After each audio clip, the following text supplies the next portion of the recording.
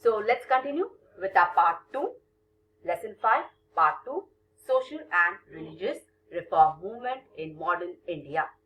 So in the last part, we were on Savitribai Phule, where we were studying regarding the empowerment or emancipation for the women. So Savitribai Phule, at the age of 9 years old, when she was married to a 13-year-old Jyotirao Phule, that is a child marriage in the year 1840. She also opened a care center called the Bal Hatya Pratibandhak Gruha, that is the women who were pregnant and who delivered or who gave birth to a child, and those child were unwanted child. So they opened a special house for such women where they could protect that unwanted child. They could give the birth to that unwanted child, and this child, that is the orphan child, they were being taken care of. Her 2 books were being published. Her name was Kavya Phule, that, and the other one was Bhavan Kashi Subodha Ratnakar. Okay, today also in Pune, the famous university Savitri Phule is well famous in Pune, where you can have your higher education. Okay, so this was some of the important things which they had done. So Mahatma Phule and Savitri Phule, they also conducted a strike of barbers against the custom of shaving the head, that is the head. Okay, after the birth of the husband, there was a custom in some of the caste of the Hindu mythology that if the husband died, the Keshav, what we call the kesh, were considered to be the most beautiful part of the woman's face. So those kesh were being shaved off. So they conducted a strike against the barbers, against this Keshav, or against the shaving of the hairs of the widows in the society. So these were some of the important things which was being done by Savitribai Phule and husband Mahatma Jyotiba Phule. Moving ahead, there were other people also who played an important role in empowering or gaining the empowerment for the women. Among them, there were persons like Pandit Ishwar Chandra Vidyasagar, Vishnu Shastri Pandit, and Vireshwalingam Pantulu, who took a specific effort in acquiring permission for widow remarriage. That is, after the death of the woman, husbands were allowed to get married. But after the death of the husband, the woman was not allowed to get married for the second time. So they came up with this idea that the woman should also have the opportunity, or the woman should also be given the freedom to get remarried. So it was the permission for widow remarriage. The next important thing which was being started was, among this was Gopal Ganesh Agarkar. Gopal Ganesh Agarkar, he gave a stunning opinion. He was of strict opinion regarding child marriage and the law of consent. Law of consent can be like whatever belongings or the business or the affairs which you are having, you have to take care about your own things. Okay, you have to be the leader, or you have to be the person of your own. So he was with such opinion. He started with a magazine, you can call or a language in a different language, in the language known as Sudharak in 1887, where he came up with his opinions and his thought. Okay, so Gopal Ganesh Agarkar started with Sudharak in 1887 along with his friend Gopal Krishna Gokhale. After the death of Agarkar in 1895, this magazine which was there, Sudharak, this publication was being closed down. The next important person in this was Maharishi Vittal Ramji Shinde. Maharishi Vittal Ramji Shinde played a special role in organizing a conference and also in supporting and helping the practice of Devdasi. During that time, the Devdasi system privileged in the society. Now, Devdasi means the women. It was a part of the society where a particular part of the society where women were only being kept in the servings of the temples and the pandit and the monks which were there, and they were being looked by the society as a third class society members, or they were not being given the status, or they were not being given that prestigious or that equality in the society. So they were not taken care in the proper way. Today, this Devdasi system still privileging in our society, but it has been given with some other names. Okay, moving ahead, Tarabai Shinde. Tarabai Shinde, a lady we can call like Jhansi Ki Rani, who played a tremendous role in bringing the upcomings of the women. She wrote a book on the women's right, and the name of the book was Stree Purush Tulna. In this book, Stree Purush Tulna, Tarabai Shinde said that if women has men has the power to rule, even the woman also has the equal right and equal power to rule. The next important thing was started by Maharishi Dhondu Karve. He opened a Anath Balika Ashram. Maharishi Dhondu Karve, the woman, that is the depressed class people were there, or the during that the children which were been like unwanted child which was there, which was been thrown. So he opened a Anath Balika Ashram specially for the girls, where such girls were being kept and they were being brought up, education was given to them, a proper life was given to them, and they were made to stand on their own feet and face the society. So Maharishi Dhondu Karve also played an important role for the women's emancipation. His intention was to give education. His intention was to give education to all women and make them stand on their own feet. Okay. Another important, that is, he also opened the first women university, which was set up in the 20th century. Another important lady who played a major role for the women's empowerment was Pandita Ramabai.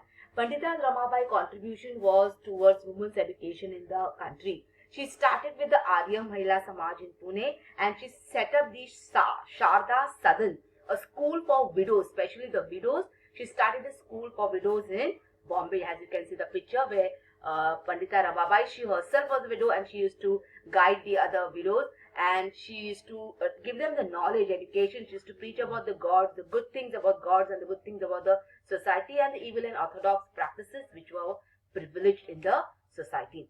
Ramabai also played very important role. Okay, now Ramabai Ranade and Pandita Ramabai, these are two different personalities. Now Ramabai Ranade was one of the greatest social reformer of her time, and she also gave a stunning and staunch support to women's rights. She was born on 25th of January 1863. She founded the Seva Sadan Society in Pune.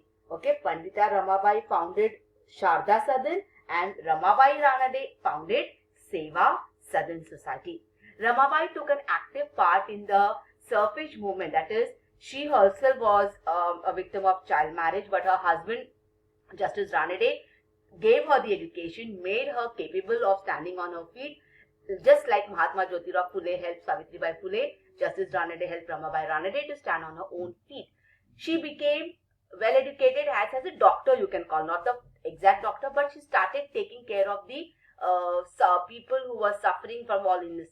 So she started with the first school, that is the nursing school for the women, okay, where the women were being taught how to take care of the sick people. Okay, so the first nursing school was started by Ramabai Ranade in her own house. Slowly it went on developing. There was a serial, now I don't know how many of you must be aware about it, but on Marathi channel there was a serial, and this is a book also, Unch Maza Jhoka, which was dedicated to the life history of Ramabai Ranade. Okay, moving ahead with our topic, this women's emancipation or the women's empowerment, which was, they played a major role, because Dr. Babasaheb Ambedkar, Mahatma Gandhi and the other well-known people, they also took active part in bringing justice to the injustice to which was happening towards the women. They got themselves educated. At the same time, they also saw that the women of the society were also being educated. So the women reform movement helped in closing down many unjust practices in the society. The voice for problems against the women was broke out. Women came together and they were ready to face, and they came on the roads, and they had their rights to fight for their own problems. Okay, their performance in every sector of their life flourished due to education, because they started getting educated. They understood why education is important, and so all the rituals and all those old orthodox customs which were there, all was being broken down. Okay, moving ahead with this, there was a religious reform movements even among the Muslims. Now, how does this religious reform movement brought a tremendous change in the Muslims? The Muslim reform movement started a little later because they had avoided Western education. They only followed their own, that is the madrasas which were there, they used to follow only their holy or the religious book. But they did not go with the Western. They did not allow even their girls to go with the Western. Girls was long, far back, but even boys were not allowed to take the Western education. But as the days went on and as the efforts of the social reformers took place, the first effort was in 1863 when the Muhammad Literacy Society was set up in Calcutta. The aim was to popularize the study of English and Western science. It established a number of schools in Bengal. Now, who was behind all this thing? So, the person who played an important phrase in life was Sir Syed Ahmad Khan. Okay, Sir Syed Ahmad Khan. Before him, Abdul Latif, he started the social reforms in the Muslim in making the Muslim community understand, and he brought the Muhammadan Literacy Society in Bengal. Abdul Latif Khan started, or he established the Muhammadan Literacy Society in Bengal. Later, Sir Syed Ahmad Khan, who founded the Muhammadan Anglo-Oriental College. Muhammadan Anglo-Oriental College, where Western education as well as the education related with their holy book was been given. So this movement was started, and later this movement developed into the Aligarh movement. So the Aligarh movement was started by Sir Syed Ahmad Khan in 1817 till 1898. He died in 98.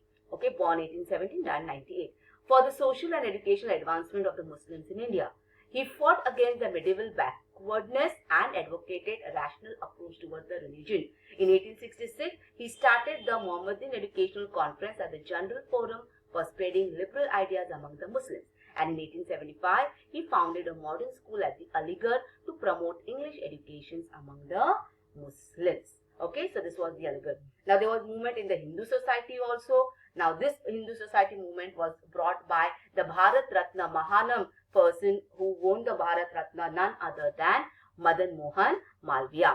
He is been remembered as the founder of the Banaras Hindu University at Varanasi, which is one of the largest university in the whole world. He popularized the term Satyameva Jayate. This was the words given by Madan Mohan Malviya. He is the proud owner of Bharat Ratna in 2014. Okay, he was also the president of the Congress Party for 4 consecutive years in 1918, 1932 and 1933. He always worked hard to strive for the equality among the Hindus and the Muslim. Okay, he was a lawyer and he practiced at the Allahabad High Court and defended most of the accused cases, that is the people who were fighting for the freedom struggle during that time. He helped those freedom fighters to fight the cases against the British region. Okay, so the Bharat Ratna Mahanam Madan Mohan Malviya. The next important person who came into with this RSS. RSS is Rashtriya Swayam Sevak Sangha. Today also RSS plays a major role. It was started by Dr. Keshav Baliram Hedgewar in 1925. He started with the Rashtriya Swayam Sevak Sangha at Nagpur. What the aim of this Sangha was to set up a disciplinary and a virtuous organizations of the Hindu youth. You must have seen these organizations, these people, the youth in this organization. They wear short 3/4 khaki color pant and white shirt, and they have a cap that just has Keshav Baliram Hedgewar is wearing a cap on his head. The similar type of topi, what we call it, it is there on their head. So this Sangha, they actually do, it's non-violence, no violence. Okay, they give march or they help in the society for providing all the different things. Okay, so this Rashtriya Swayam Sevak Sangha was been established with the aim to spread disciplinary and virtuous values in the Hindu youth.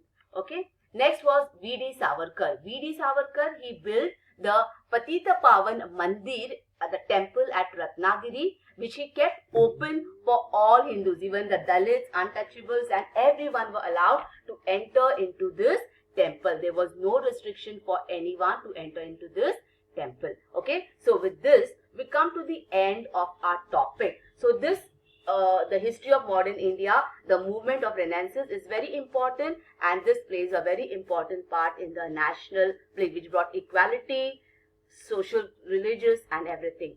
Okay, so please read the text.